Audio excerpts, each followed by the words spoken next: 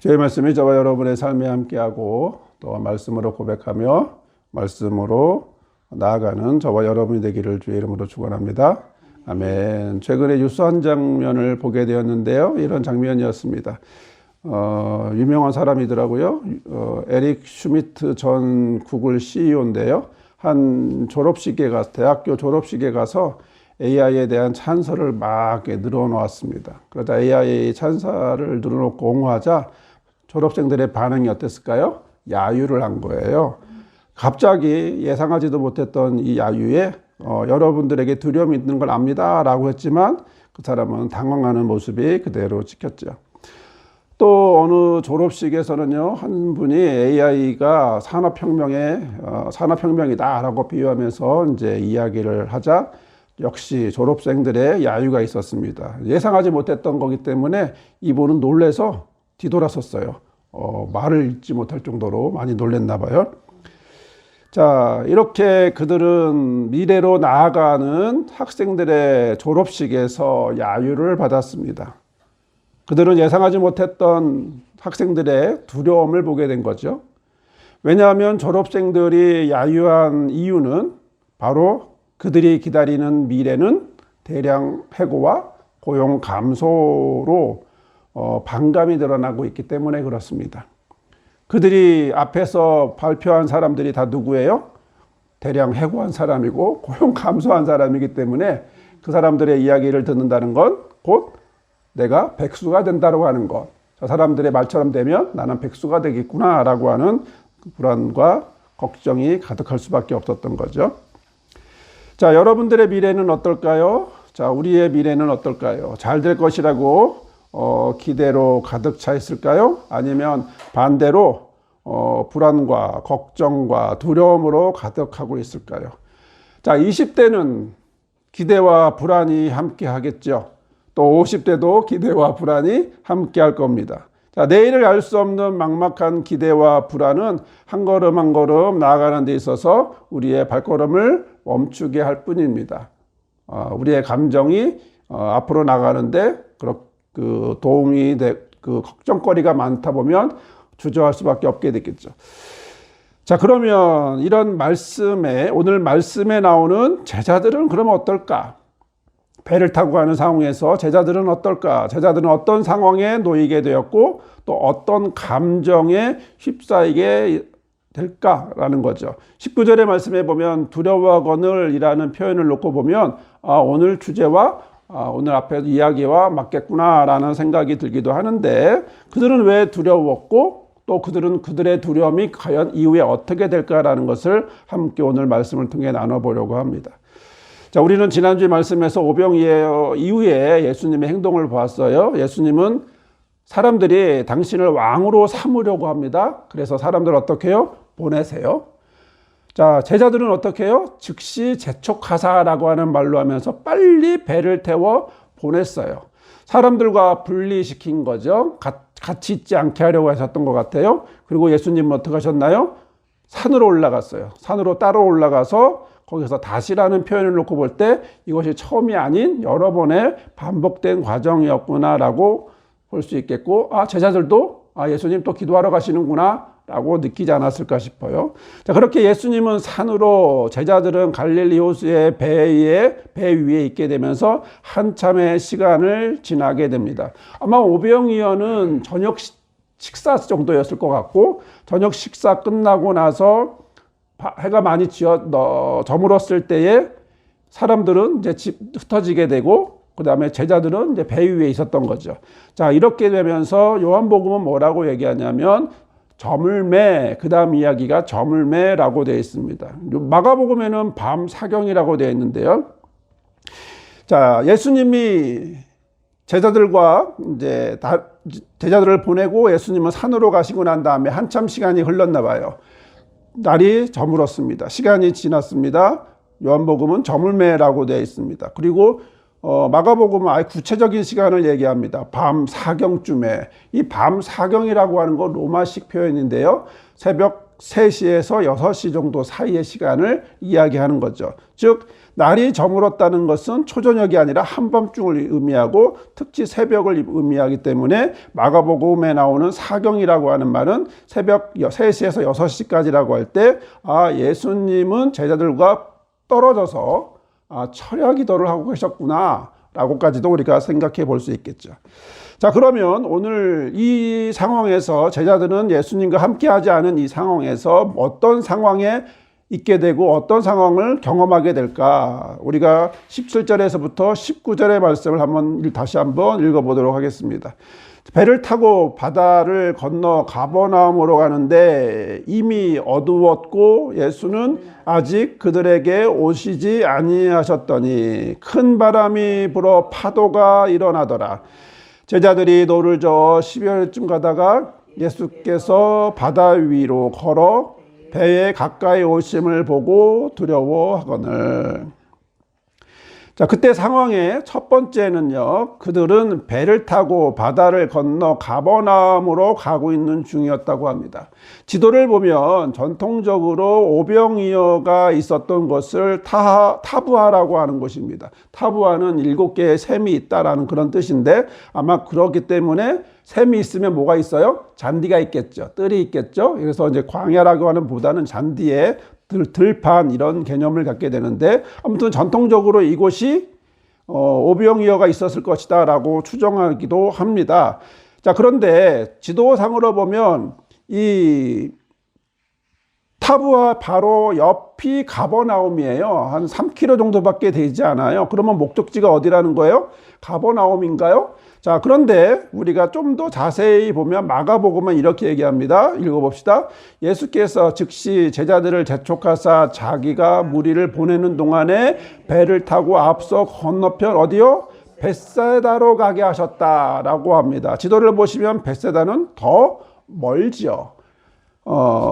타부아는 2km 정도 되지만 벳사이다는 한 10여 킬로 이상 넘어가는 거리에 먼 거리로 되어 있습니다. 그렇기 때문에 아마 요한복음은 제가 추정하건대 그 최종 목적지라기보다는 중간 지점이었을 것 같고 여하튼 다시 와서 다음 논쟁에서는 가버나움에 대한 이야기를 하기 위해서 가버나움이라고 표현하지 않았을까 싶지만 여하튼 좀 더 예수님과 가까운 시기 요한복음은 100년에 쓰여졌고 그다음에 마가복음 한 60년경에 쓰여졌다고 했을 경우에 예수님에게 좀 더 가깝다라고 한다면 정확한 것은 아마 벳세다라고 볼 수 있지 않을까 싶은데 여튼 이런 상황이에요. 자, 오병이어가 있는 바로 이 자리에서 배를 타고 벳세다로 가고 있는 상황이죠. 자, 이거를 걸으면 몇 시간이 걸리는 이 거리가 이제 배를 타고 가니까 좀 더 시간이 많이 걸렸을 수도 있고요. 자, 이런 상황에서 두 번째 문제는 뭐냐면 두 번째 문제는 상황이 뭐예요? 이미 어두웠고 라는 거예요. 예수는 아직 그들에게 오시지 않았다라는 거예요.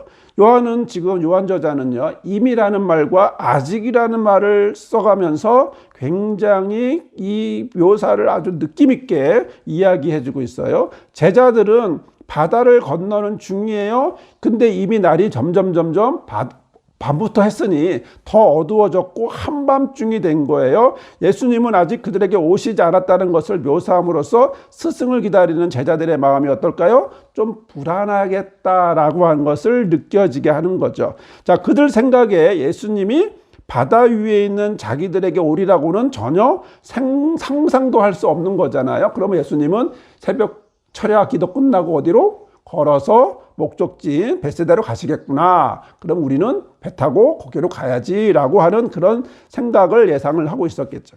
그런데 문제는 뭐냐 하면 날이 어두운 상황에서 세 번째 상황은 뭐예요? 바다가 더 이상 잔잔하지 않았다라는 거죠. 큰 바람이 불었어요. 파도가 일어났어요. 말씀 그대로의 상황이 된 거죠. 이 말은 바다가 처음에는 잔잔했고 평온했는데 갑자기 큰 바람이 불고 파도가 일어났다라고 얘기하는 거예요. 자, 실제로 갈릴리 호수는요, 서쪽 지중해와 동쪽 시리아 사막에서 나오는 이 찬바람과 뜨거운 바람이 이렇게 만나는 곳이에요. 그러다 보니까 높은 산도 있고 낮은 산도 있고 여러 가지 이런 상황 속에서 형성되는 뜨거운 대기와 찬 대기가 부딪히면서 당연히 이상 기류가 생길 수밖에 없고요. 그러다 보면 뭐가 생겨요? 돌풍이 생기기도 하고 이런 거죠. 그래서 보통은 오전에는 좀 잔잔하대요. 시간이 갈수록 오후로 갈수록 바람이 불고 파도가 생긴다는 겁니다.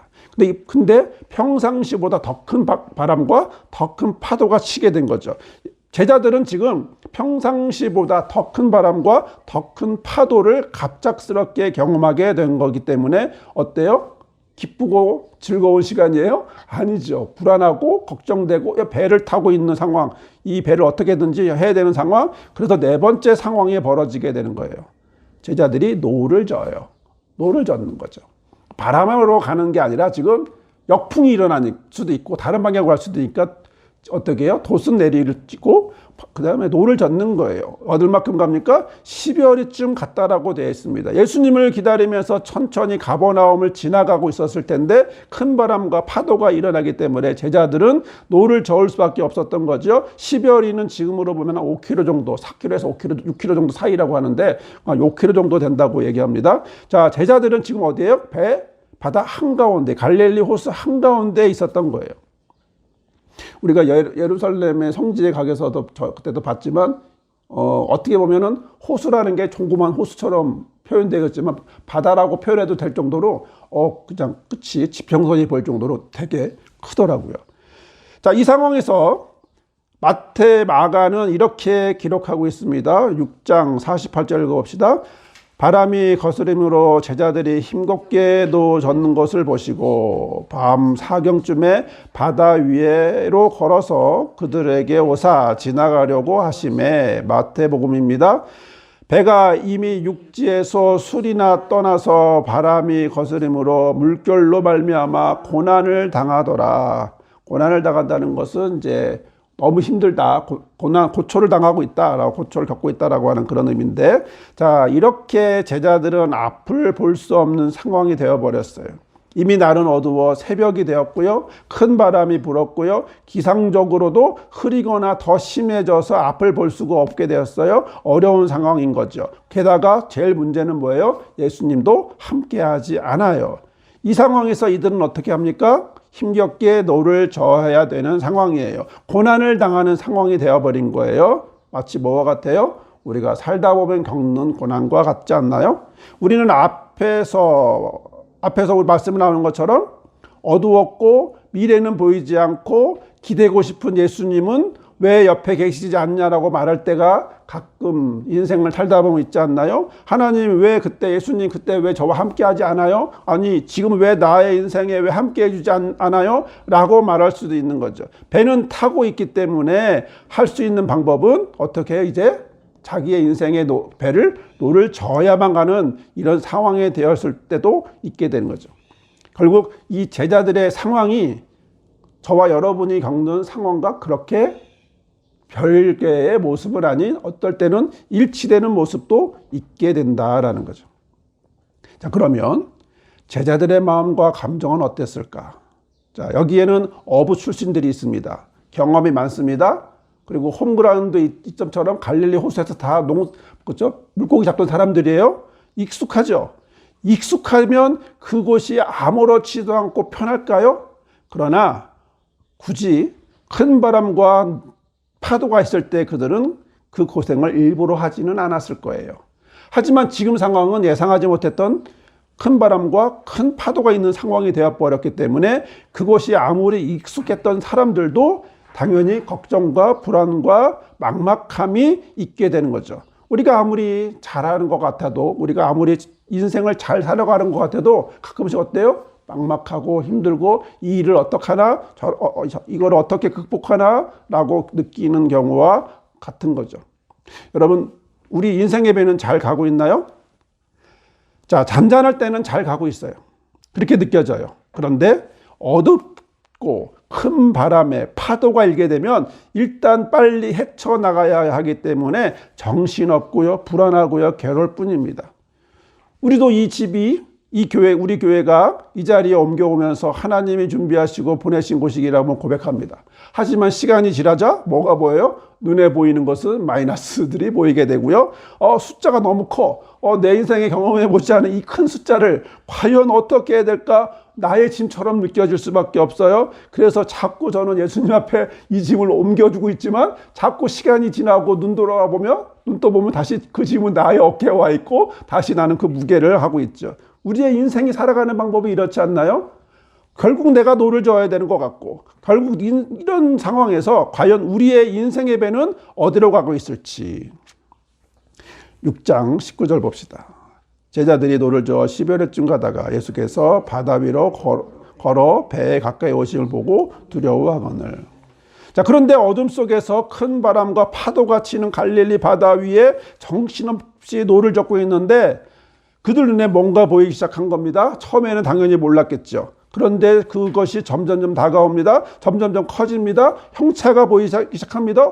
이거는 사람이네. 사람이 이상하게 무리를 걷고 있네. 어떻게 느껴질까요? 두렵죠. 겁나죠. 한 번도 본 적이 없죠. 우리처럼 그래도 이런 얘기를 들어놨다면 하고 생각이라 했을 텐데 한 번도 본 적이 없고 상상도 해본 적이 없는 바로 그 사건. 그래서 이 사건에 대해서 6장 19절은 간단하게 표현했지만 마가복음, 마태복음은 아주 자세하게 제자들의 반응이 나옵니다. 마가복음 6장 49절 봅시다. 제자들이 그가 바다 위로 걸어오심을 보고 유령인가 하여 소리 질렀다고 하는 거예요. 마태복음은 아주 자세하게 더 나와요. 제자들이 그가 바다 위에 걸어옴을 보고 놀라서 유령이야 라고 무서워서 소리 질렀다는 거예요. 무서워서 소리 질렀대요. 마가복음보다 마태복음은 좀 더 감정의 표현이 더 분명하게 적혀 있네요. 여러분, 이 상황은요 상식적이지 않아요. 사람이 물 위를 걷는다고요? 물론 여러 가지 지금은 과학적이니까 여러 가지 도구를 할 수 있겠죠.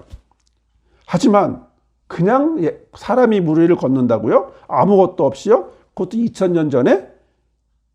자, 노를 젓는, 그래서 손에 물이 묻어있을 갈릴리 바닷물이 묻어있을 그 손을 눈으로 가져가서 눈을 비벼봤지만 이상한 걸 봤을 걸 생각하고 눈을 비벼봤지만 정말로 사람이 물 위에 걸어오고 있어요.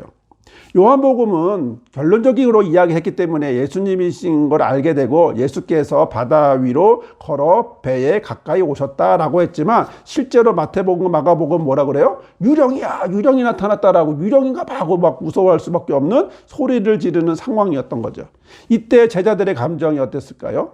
예수님이네, 반갑다, 신기하다, 예수님 나도 한번 이런 생각을 했을까요? 물론 마태복음에는 요 뒤에 베드로가 주님이시면 저도 한번 무리를 걷게 해주세요 하는 바람에 갔다가 물에 빠지는 그런 얘기도 있지만 핵심은 요한복음은 그때 감정이 기억났는지 제자들이 두려웠다 라고 얘기합니다. 두려웠다. 예수님이라는 걸 보고 분별하면서도 사람이 물 위를 걷는다라고 하는 건 상상할 수 없는 일이기 때문에 상상도 해본 적이 없는 거기 때문에 두려울 수밖에 없게 되는 거죠. 그럼 물 위를 걸어오는 형체를 보고 유령이다 소리치고 무서워하는 건 불경스러울까요? 그런데 그건 당연한 반응 아닐까요? 한밤중에 앞이 제대로 보이지 않는 상황에 큰 바람은 불고 파도는 치고 막 이런 정신없는 상황에 뭔가가 오고 있는데 그게 사람이고 막 이러면 긴장되고 놀라지 않았을까요? 상상도 해본 적이 없는 일이 있을 때 사람들은 기겁하고 놀라지 않나요? 자, 물 위를 걸어온다라는 거예요. 그것도 큰 바람이 불고 있는 상황에서, 큰 파도가 있는 상황에서. 사실 우리도 이런 파도를 본 적이 있어요. 왜냐하면 살다 보면 해변가를 가고 해변가에 보면 방파제도 있고 그런 바람이 센 날 보면 막 들이치고 하는 것들을 보고 있잖아요. 그러면 우리는 어때요? 제대로 걷기가 위험하기도 하고 겁이 나기도 하고 그곳에 가려고 해요? 안 가잖아요. 휘청거리고 불안해고 옆에 있는 방파제를 치면서 올라오는 파도에 긴장하면서 막 치고 올라오는 걸 그래도 이제 여러 가지 상황에서 이제 야유회를 놀러 간다거나 여러 가지 상황에서 우리가 바다에서 안 본 건 아니에요. 근데 지금 이 상황은 우리가 해변가에서 그걸 보고 있는 게 아니라 그 바다 가운데 있는 거잖아요. 바람이 불고 파도가 치고 정신없는 상황에서 뭐가 이상한 게 막 오고 있고 막 하면 놀라 기겁을 하고 흔히 자빠지지 않았을까 이런 생각도 해보는데 자, 그때 예수님이 이렇게 얘기합니다. 마가복음 마태복음, 요한복음 말씀 봅시다. 시작. 그들이 다 예수를 보고 놀라고 있는데 이에 예수께서 곧 그들에게 말씀하여 이르시되 안심하라 내니 두려워하지 말라. 마태복음도 안심하라 내니 나니 두려워하지 말라. 요한복음은 내니 두려워하지 말라. 여러분은 예수님의 말씀이 어떻게 느껴지나요? 저는 예수님의 이 말씀이 제자들의 상황에서 가장 필요한 말씀이다라고 보여져요.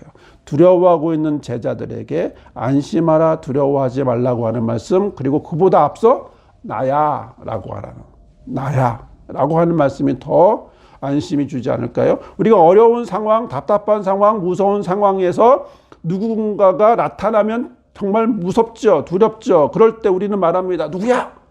누구세요? 막 이렇게 하잖아요. 근데 거기서 익숙하고 친근한 목소리가 들립니다. 나야. 라고 할 때 우리는 어때요? 안심하잖아요. 누구야 했는데 아빠야, 엄마야 라고 하면 더 안심할 수 있겠죠. 감정적으로 얼마나 불안한 상황인데 갑자기 평안해지지 않을까요? 자, 물론 이 상황은 놀랍고 신기한 상황이에요. 사람이 무리를 걸어오고 있는데 아무도 상상하지 않았던 상황이기 때문에 얼마나 신기하겠어요. 그렇기 때문에 유령이다, 고스트다 뭐 이렇게 설명하고 놀래고 있는 상황에서 나다라고 하는 이 음성은 어떤 상황도 가라앉게 해주는 그런 표현으로 우리가 말씀을 통해서 볼 수 있는 거죠. 우리가 살다 보면 가장 필요한 이야기가 뭐냐면 나야. 내가 옆에 있어 가라고 말해줄 때가 아닐까 싶어요. 그리고 특별히 이 표현은요, 인간의 표현이 아니에요. 하나님의 표현이에요. 사실 우리가 이 표현을 함부로 쓰잖아요. 난 나야, 이거죠. 내 인생은 내 거야, 이런 식으로 반항적으로 말할 때 이런 얘기를 많이 합니다. 그런데 성경적으로 이 표현은요, 모세가 하나님의 이름을 부를 때, 모세가 하나님이 모세를 보낼 때 나는 하나님을 그러면 이름이 뭡니까? 이스라엘 백성들한테 히브리 백성들에게 나는 하나님의 이름을 뭐라고 말해야 됩니까? 라고 말할 때 하나님이 그러잖아요. I am who I am. 나는 나다라고 하잖아요. 우리는 번역을 나는 스스로 있는 자다 이렇게 복잡하게 얘기한 거예요. 근데 이게 참 멋있는 말인데 나는 나야라는 거예요. 다만 이게 남는 나야라는 게 아니라 이 안에 과거, 미래, 현재까지 다 같이 들어가 있대요. 그래서 내가 되게 하고 또한 내가 되고 또한 내가 되게 하는 그런 복잡한 의미들이 그 안에 있지만 여하튼 한마디로 말하면 나야 이거예요. 나야 한마디 이거예요. 자, 생각해보면 이 표현이 얼마나 직관적이고 명료합니까? 하나님이 누구시냐고 물을 때 더 이상 무슨 말이 필요하겠어요? 그 표현을 예수님이 지금 사용하고 있는 거예요. 나야. 지금 나야. 지금 무슨 얘기예요? 하나님적 표현을 하고 있는 거예요. 여러분, 우리의 상황은 어둡고 큰 바람에 파도가 치고 어떻게든 노를 저어야 하는 고난의 상황이 놓일 때가 있습니다. 또한 지금이 그럴 수도 있습니다. 아니면 지금 잔잔한 상황일 수도 있습니다. 이럴 때 가장 우리에게 필요한 것은 뭘까요? 한 음성 하나가 필요합니다. 나다. 나야. 라는 거죠. 그리고 한마디 더 필요하다면 두려워하지 말라. 이 한마디죠. 그래서 복음서는 이 상황을 이렇게 적고 있습니다. 마태복음 14장 32, 33장 봅시다. 배에 함께 오름에 바람이 그치는지라. 배에 있는 사람들이 예수께 절하며 이르되 진실로 하나님의 아들이로소이다 하더라. 마가복음은요, 배에 올라 그들에게 가시니 바람이 그친지라. 제자들이 마음에 심히 놀라니. 어떤 상황이에요? 지금 바람이 멈추잖아요. 예수님이 딱 왔는데 지금 방금까지 요동치는 그게 멈추잖아요. 마태, 마가가 예수님이 배에 오르자 바람에 멈췄다고 얘기하고 있어요. 그리고 나다라고 하는 신적 표현을 통해 맞는 상황이 벌어지고 있는 거예요. 그러니 사람들이 뭐라고 말합니까? 하나님의 아들이군요 라고 말할 수밖에 없는 거죠. 그런데 요한복음은 여기에 하나 더 플러스해서 얘기합니다. 기뻐서. 자, 두려워하고 있어요. 두려운 감정이었어요. 두려운 감정으로 예수님의 등장은 그들에게 무엇이 됐나요? 기쁨이 되었다는 거죠. 이미 어두웠고 예수는 아직 그들에게 오시지 않았는데 그는 배로 오셨고 영접하게 된 걸 뭐라고요? 기쁘다. 여러분, 우리는 어떤 일에 기쁠까요? 사고 싶은 걸 살 때 기쁘죠. 원하는 것을 소유하게 될 때 기쁘겠죠. 자, 원하는 일이 바람대로 잘 될 때도 기뻐요. 근데 오늘 말씀은요, 그런 기쁨을 얘기하지 않아요. 그 배에 계시지 않았고 그들이 고난스럽게 노를 저어야 하는 상황이었는데 예수님이 배로 오셔서 기쁘다는 거예요. 지금 제자들이 기쁜 이유는, 두려움에서 기쁨으로 바뀐 이유는 예수님이 오셔서, 이제 그 자리에 아직 오시지 않은 예수님이 이미 이제는 오신 예수님으로 오셨기 때문에 기뻐한다는 거죠. 이 부분에서 우리가 언제 기뻐하는지 생각해 볼 필요가 있겠죠. 요한복음은 제자들이 예수님을 배로 영접할 때, 즉 함께 하게 될 때, 함께 타게 될 때 기뻐했다라고 얘기를 하고 있는 중이에요. 우리의 기쁨이 우리의 인생의 배에 예수님이 함께 할 때 기쁨을 표현할 수 있는 저와 여러분이 되기를 바랍니다. 자, 그런데 여러분, 여기서 우리가 한 가지 궁금해지는 게 있죠. 예수님은 왜 무리를 걸어오실까요? 왜 무리를 걸어오실까요? 아, 내가 하나님의 아들이야. 뭐 멋지게 한번 보여줄까? 이런 걸까요? 아니면 난 특별한 능력이 있어. 사람들이 없는 이 놀라운, 그래서 내 몸무게는 0kg야. 그러면서 무리를 걸어오신 걸까요? 자, 마가복음은 이렇게 얘기합니다. 6장 48절. 바람이 거스름으로 제자들이 힘겹게 노 젓는 것을 보시고, 라는 거예요. 자, 더 힘겹게 노를 젓고 있는 걸 보셔요. 철야로 기도하시던 예수님이 바람이 거세는 걸 느끼셨어요. 제자들을 생각하신 거죠.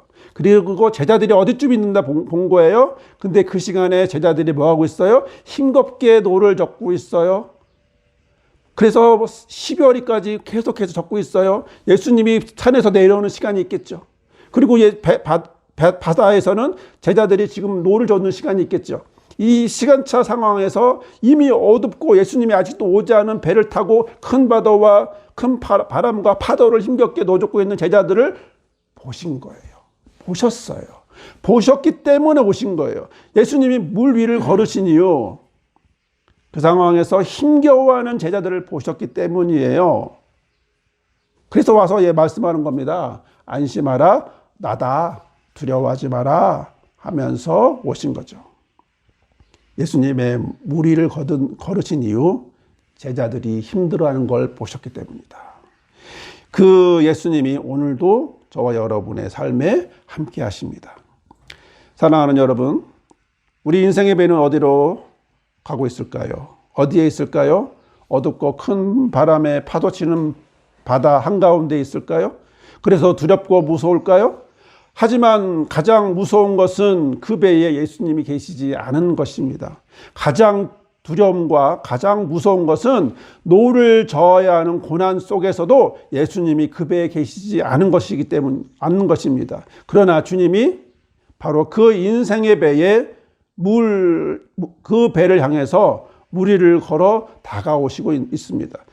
바람이 거세지고 바다 한가운데에 배를 가게 하기 위해 힘겹게 노를 젓고 있는 제자들을 보시고 오신 것처럼 오늘 저와 여러분의 삶을 보시고 오십니다. 그리고 말씀합니다. 내니 두려워 말라. 이에 제자들은 예수님을 영접하고 그들의 두려움은 기쁨으로 바뀌어지게 됩니다.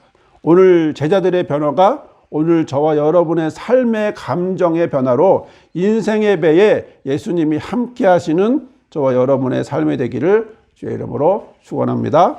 아멘. 이 시간 함께 기도합니다. 말씀을 묵상하시고 예수님이 다가오시는, 예수님 무리를 걸어오신 예수님, 그분이 오셔서 우리의 삶을 보고 오셔서 저와 여러분에게 내니 두려워 말라 하시는 그 음성을 듣는 우리의 삶이 되고 두려움이 기쁨이 되는 삶이 되게 해달라고 이 시간 함께 기도합시다. 주여, 오늘도 우리에게 말씀을 주시고 이 말씀을 통하여 다시 위로와 힘을 얻게 하시니 감사합니다. 우리 인생의 삶은 두려움으로 가득합니다. 예수님이 없어 안 계신 것처럼 두렵고 힘듭니다. 하지만 제자들과 함께 하신 예수님을 볼 때 제자들은 다시 기쁨이 넘쳤다고 합니다. 오늘 우리의 삶이 이렇게 되기를 원하오니 함께하여 주옵소서. 또한 우리가 고난의 노를 젓고 있을 때에 저 멀리서 보시고 제자들에게 오시며 무리를 걸으시기까지 오신 예수님, 그 예수님을 오늘도 성경을 통해서 발견합니다. 오늘 우리의 삶을 보시고 오시는 예수님, 우리가 힘든 고난의 노를 젓고 있을 때 우리의 삶 가운데 함께 하시기 위하여 물이라도 걷고 걸어오시는 예수님을 우리가 바라보니 주님과 함께 동행하는 삶을 살도록 인도하여 주옵소서. 안심하라 내니 두려워 말라. 주의 음성을 듣고 한 걸음 한 걸음 주님과 동행하는 주의 자녀되게 인도하여 주옵소서. 우리가 마음을 들여 예물을 드리게 하시고 이 예물이 하나님 앞에 고백이 되게 하시고 그리고 하나님 앞에 열매가 되게 인도하여 주옵소서. 안심하라 내니 두려워 말라 하시며 제자들의 고난을 보시고 무리라도 걸어오신 예수 그리스도의 은혜와 그 아들을 보내셔서 고난 중에 밤 한가운데에 노를 젓고 있는 제자들의 삶이 오늘 우리의 삶임을 알며 그 아들을 보내주신 아버지 하나님의 크신 사랑과 이 모든 상황 속에서도 우리가 우리의 것으로 가지 아니하고 성령의 은혜를 받아 오직 그리스도와 예수 그리스도 하나님의 은혜로 나아가게 하시는 성령의 도우시고 함께 하심이 오늘 우리의 자리에서 우리의 인생의 자리에서 두렵고 놀라고 고난의 노를 젓고 있는 우리의 자리에서 우리를 보고 오시는 주님을 바라보고 고백하고 기도하기로 결단하는 모든 성도들의 삶 위에 우리 교회와 실만의 울타리 위에 영원히 함께 하옵시기를 간절히 축원하옵나이다. 아멘.